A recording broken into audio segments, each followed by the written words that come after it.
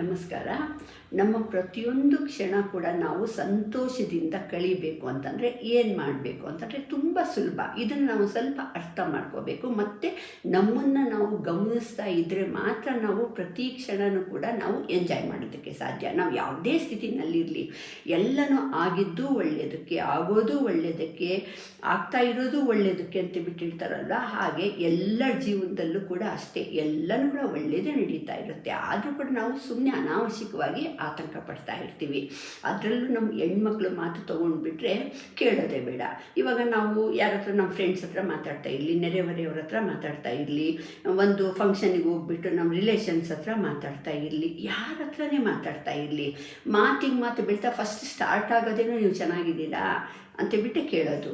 ಆಮೇಲಕ್ಕೆ past ಟೆನ್ಸ್ಗೆ ಹೋಗ್ಬಿಡ್ತೀವಿ, ವರ್ತಮಾನನ ಬಿಟ್ಟಾಕ್ಬಿಡ್ತೀವಿ. Past ಟೆನ್ಸ್ಗೆ ಹೋಗ್ಬಿಟ್ಟು ನಾನು ಅವ್ರು ಹಂಗಂದ್ರು ಇವ್ರು ಹಂಗಂದ್ರು, ನಾನು ಆಗಿದ್ದಕ್ಕೆ ಎಲ್ಲನೂ ಸಹಿಸ್ಕೊಂಡೆ, ಮಕ್ಕಳು ಚಿಕ್ಕವರಿದ್ದರು, ಮಕ್ಕಳನ್ನ ಬೆಳೆಸೋದಕ್ಕೆ ನಾನು ಎಷ್ಟು ಕಷ್ಟಪಟ್ಟೆ, ಯಜಮಾನ್ರು ಆ ಥರ ಇದ್ದರು, ಈ ಥರ ಇದ್ದರು, ನಮ್ಮ ಮನೆಯವ್ರು ಹಿಂಗಿದ್ರು ಹಂಗಿದ್ರು ಅಂತೇಳ್ಬಿಟ್ಟು ಏನೋ ಒಂದು ಎಲ್ಲನೂ ಸುಮ್ಮನೆ ಹಿಂದಿಂದು ಬೇಡದೇ ಇರುವಂಥ ಕಹಿ ಘಟನೆನೇ ನೆನೆಸ್ಕೋತೀವಿ. ಅದರಿಂದ ಏನು ಉಪಯೋಗ ಇಲ್ಲ. ನೆನ್ನೆ ಆಗೋಗಿದೆ ಆಗಲೇ, ಅದು ಸಿಕ್ಕೋದಿಲ್ಲ.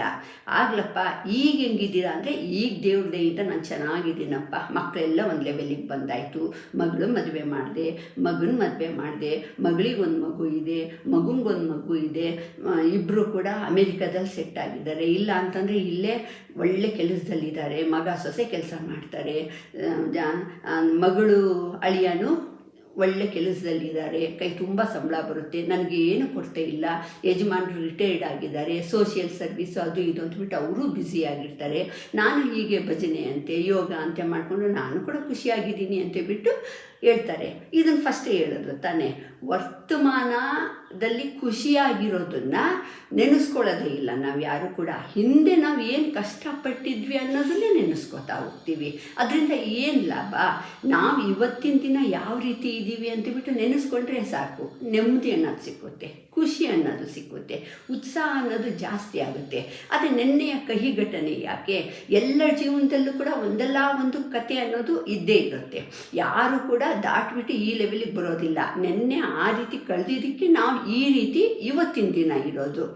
ಇಷ್ಟೇ ಅಲ್ಲದೆ ಮತ್ತೆ ಮುಂದುವರಿಸಿ ಮತ್ತೆ ನಾಳೆಯ ಆತಂಕನೂ ಕೂಡ ಎಕ್ಸ್ಪ್ರೆಸ್ ಮಾಡ್ತಾರೆ. ಅಯ್ಯೋ ಇವತ್ತೇನೋ ಚೆನ್ನಾಗಿದ್ದೀವಪ್ಪ, ನಾಳೆ ಹೆಂಗೂ ಗೊತ್ತಿಲ್ಲ, ಪರಮಾತ್ಮ ಹಿಂಗೆ ಇಟ್ಬಿಟ್ರೆ ಸಾಕು, ನಾಳೆ ಹಂಗೇನಾದ್ರೂ ಆಗೋಗ್ಬಿಟ್ರೆ ಹಿಂಗೇನಾದ್ರೂ ಆಗೋಗ್ಬಿಟ್ರೆ ಅನ್ನೋ ಆತಂಕ ಬೇರೆ. ನಾಳೆ ನೋಡಿದವ್ರು ಯಾರು?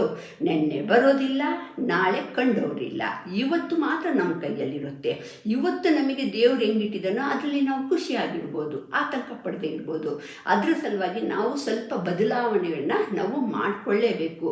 ಬೇರೆಯವ್ರನ್ನ ನಾವು ಯಾವ ರೀತಿ ಗಮನಿಸ್ತೀವೋ, ಅವ್ರು ಯಾವ ರೀತಿ ಡ್ರೆಸ್ ಮಾಡ್ಕೊಂಡಿದ್ದಾರೆ, ಯಾವ ರೀತಿ ಮಾತಾಡ್ತಾರೆ, ಯಾವ ರೀತಿ ಅವರು ಎಕ್ಸ್ಪ್ರೆಸ್ ಮಾಡ್ತಾರೆ, ಯಾವ ರೀತಿ ಅವ್ರ ನಡವಳಿಕೆ ಇದೆ ಅನ್ನೋದನ್ನು ನಾವು ಯಾವ ರೀತಿ ಅವ್ರನ್ನ ಗಮನಿಸ್ತೀವೋ ಅದೇ ರೀತಿ ಅದನ್ನು ಬಿಟ್ಬಿಡ್ಬೇಕು ನಾವು. ಅದರಿಂದ ನಮಗೆ ಏನು ಲಾಭ ಇಲ್ಲ. ಬೇರೆಯವ್ರು ಹೆಂಗಿದ್ರೆ ಏನು, ಅವ್ರ ಆಲೋಚನೆಗೆ ತಕ್ಕಂತೆ, ಅವ್ರ ಪರಿಸ್ಥಿತಿಗೆ ತಕ್ಕಂತೆ ಅವ್ರು ಇರ್ತಾರೆ. ಅದರಿಂದ ನನಗೆ ಬರೋದು ಇಲ್ಲ, ಹೋಗೋದು ಏನೂ ಇಲ್ಲ. ನಮ್ಮನ್ನು ನಾವು ಗಮನಿಸ್ಕೊತಾ ಹೋಗಬೇಕು. ನನ್ನ ನಡವಳಿಕೆ ಯಾವ ರೀತಿ ಇದೆ, ಹಿಂದೆ ಹೆಂಗಿತ್ತು ಅದು ಬೇಕಿಲ್ಲ, ಇವಾಗ ನಾನು ಯಾವ ರೀತಿ ನಡ್ಕೋತಾ ಇದ್ದೀನಿ, ನಾನು ಯಾವ ರೀತಿ ಯೋಚನೆ ಮಾಡ್ತಾ ಇದ್ದೀನಿ, ನಾನು ಯಾವ ರೀತಿ ಮಾತಾಡ್ತಾ ಇದ್ದೀನಿ, ನನ್ನ ಮಾತಲ್ಲಿ ಎಷ್ಟು ಮಾತುಗಳು ನೆಗೆಟಿವ್ ಬರುತ್ತೆ, ಆ ನೆಗೆಟಿವು ಉಪಯೋಗಕ್ಕೆ ಬರುತ್ತಾ ಇಲ್ವಾ? ಅದರಿಂದ ನನಗೇನು ಲಾಭ? ನನ್ನಲ್ಲಿರೋ ಸಂತೋಷ ಉತ್ಸಾಹನ ಅದು ಕಬಳಿಸ್ತಾ ಇದೆ ಅಂತಂದರೆ ಅಂಥ ಮಾತುಗಳು ನನಗೆ ಯಾಕೆ? ಈ ರೀತಿ ನಮ್ಮನ್ನು ನಾವೇ ಪ್ರತಿಯೊಂದನ್ನು ಕೂಡ ಗಮನಿಸ್ತಾ ಹೋಗಬೇಕು. ಗಮನಿಸ್ತಾ ಇದ್ದರೆ ನನ್ನ ತಪ್ಪನ್ನು ನಾನೇ ತಪ್ಪನ್ನು ಕಂಡುಹಿಡಿತಾ ಬಂದರೆ ನಾನು ಅದನ್ನು ಸುಧಾರಿಸ್ಕೊಳ್ಳೋದಕ್ಕೆ ಸುಲಭ ಆಗುತ್ತೆ. ಮತ್ತು ನಾನು ಒಂದು ಸತಿ ಮಾಡಿದ ತಪ್ಪನ್ನು ಇನ್ನೊಂದು ಸತಿ ಮಾಡಬಾರ್ದು. ಇವಾಗ ನಾನು ನೆಗೆಟಿವ್ ಏನಾದರೂ ಮಾತಾಡಿದೆ ಅಂತಂದರೆ ನಾನು ಈ ರೀತಿ ನೆಕ್ಸ್ಟ್ ಮಾತಾಡಬಾರ್ದು ಅಂತಬಿಟ್ಟು ನನಗೆ ನಾನೇ ಸಂಕಲ್ಪ ಮಾಡಿಕೊಂಡು ನನ್ನನ್ನು ನಾನೇ ತಿದ್ದುಕೋಬೇಕು. ಮತ್ತು ಅಪ್ಪಿತಪ್ಪಿನೂ ಕೂಡ ಮತ್ತೆ ಈ ಥರದ ಭಾವನೆಗಳು ಮತ್ತೆ ಇನ್ನೊಂದು ಮಾತಾಡ್ತಾ ಇದ್ದಾಗ ಅದನ್ನು ನಾನು ಎಕ್ಸ್ಪ್ರೆಸ್ ಮಾಡಬಾರ್ದು. ಆದಷ್ಟು ಕೂಡ ನಾನು ಒಳ್ಳೆಯದನ್ನೇ ಮಾತಾಡಬೇಕು, ಮತ್ತು ಒಳ್ಳೆಯದನ್ನೇ ಯೋಚನೆ ಮಾಡಬೇಕು. ಯಾವಾಗಲೂ ಕೂಡ ವರ್ತಮಾನದಲ್ಲೇ ಬದುಕಬೇಕು. ಆವಾಗ ನಾವು ಪ್ರತಿ ಕ್ಷಣನೂ ಕೂಡ ಖುಷಿಯಾಗಿರೋದಕ್ಕೆ ಸಾಧ್ಯ ಆಗುತ್ತೆ. ಇನ್ನೊಂದು ನಾವು ಸಬ್ಕಾನ್ಷಿಯಸ್ ಮೈಂಡ್ ಅಂತ ಬಿಟ್ಟು ಹೇಳ್ತೀವಲ್ವ, ಅದು ನಾವು ಏನು ಇಷ್ಟಪಡ್ತೀವಿ ಅನ್ನೋದನ್ನು, ನಾವು ಏನು ಯೋಚನೆ ಮಾಡ್ತಾ ಇದ್ದೀವಿ, ನಮ್ಮ ಬಾಯಲ್ಲಿ ಏನು ಬರುತ್ತೆ ಅನ್ನೋದ್ರ ಮೇಲೆ ಡಿಪೆಂಡ್ ಆಗುತ್ತೆ. ನಾವು ಯಾವಾಗಲೂ ಹಿಂದಿಂದೇ ಯೋಚನೆ ಮಾಡ್ತಾ ಇದ್ರೆ, ಪಾಸ್ಟ್ ಟೆನ್ಸಲ್ಲಿರೋ ಬೇಕಿಲ್ಲದೆ ಇರೋವಂಥ ಕಹಿ ಘಟನೆನೇ ನಾವು ನೆನೆಸ್ಕೋತಾ ಇದ್ರೆ, ಓಹೋ ಇವರಿಗೆ ಬರೇ ಇಂಥ ಇನ್ಸಿಡೆಂಟ್ಗಳು ಇಷ್ಟ ಅಂತಬಿಟ್ಟು ಮತ್ತೆ ಅದು ಮರುಕಳಿಸೋ ಅಂಥ ಸಾಧ್ಯತೆ ಇರುತ್ತೆ. ಫ್ಯೂಚರ್ ಬಗ್ಗೆ ತುಂಬ ಆತಂಕ ಇದ್ದರೆ ಇವರಿಗೆ ನಾಳೆಯ ಚಿಂತೆ ತುಂಬ ಇದೆ ಅಂತೇಳ್ಬಿಟ್ಟು ಆ ರೀತಿಯೂ ಆಗುವಂಥ ಚಾನ್ಸಸ್ ಇರುತ್ತೆ. ಅದ್ರ ಬದಲಿ ನಾವು ಇವಾಗೇನಿದ್ದೀವಿ ಅದನ್ನು ನೆನೆಸ್ಕೊತ ಇನ್ನೂ ಒಳ್ಳೆಯದನ್ನು ನಾವು ಕನಸು ಕಾಣಬೇಕು ಅಂತಬಿಟ್ಟು ಹೇಳ್ತಾರಲ್ವ, ಅದನ್ನು ನಮ್ಮ ಮನಸ್ಸಲ್ಲೇ ಕೂಡ ನಾವು ಮನಸ್ಸಲ್ಲಾಗಲಿ ಮತ್ತು ಮಾತಾಡ್ತಾ ಇದ್ದಾಗ ಆಗಿರ್ಬೋದು, ಇಲ್ಲಾಂದರೆ ನಾವು ಯೋಚನೆ ಮಾಡ್ತಿದ್ದಾಗ ಆಗಿರ್ಬೋದು, ನಾವು ಒಳ್ಳೆಯದನ್ನೇ ಯೋಚನೆ ಮಾಡ್ತಾ ಇದ್ದರೆ ನಮ್ಮ ಜೊತೆಗೆ ನಮ್ಮ ಜೀವನದಲ್ಲಿ ಒಳ್ಳೆಯದೇ ನಡೆಯುತ್ತೆ, ಒಳ್ಳೆಯದೇ ಆಗುತ್ತೆ. ಅದರಿಂದ ನಾವು ಸದಾ ಉತ್ಸಾಹದಿಂದ ಇರೋದಕ್ಕೆ ಸಹಾಯ ಆಗುತ್ತೆ, ಖುಷಿಯಾಗಿರೋದಕ್ಕೆ ಸಹಾಯ ಆಗುತ್ತೆ, ಸಂತೋಷವಾಗಿರೋದಕ್ಕೆ ಸಹಾಯ ಆಗುತ್ತೆ. ನಮ್ಮಲ್ಲಿ ನಾವು ಸಂತೋಷನ ಕಂಡುಕೊಂಡ್ವಿ ಅಂತಂದರೆ ನಾವು ಬೇರೆಯವ್ರಿಗೂ ಕೂಡ ಸಂತೋಷನ ಹರಡೋದ್ರಲ್ಲಿ ಅನುಮಾನನೇ ಇಲ್ಲ.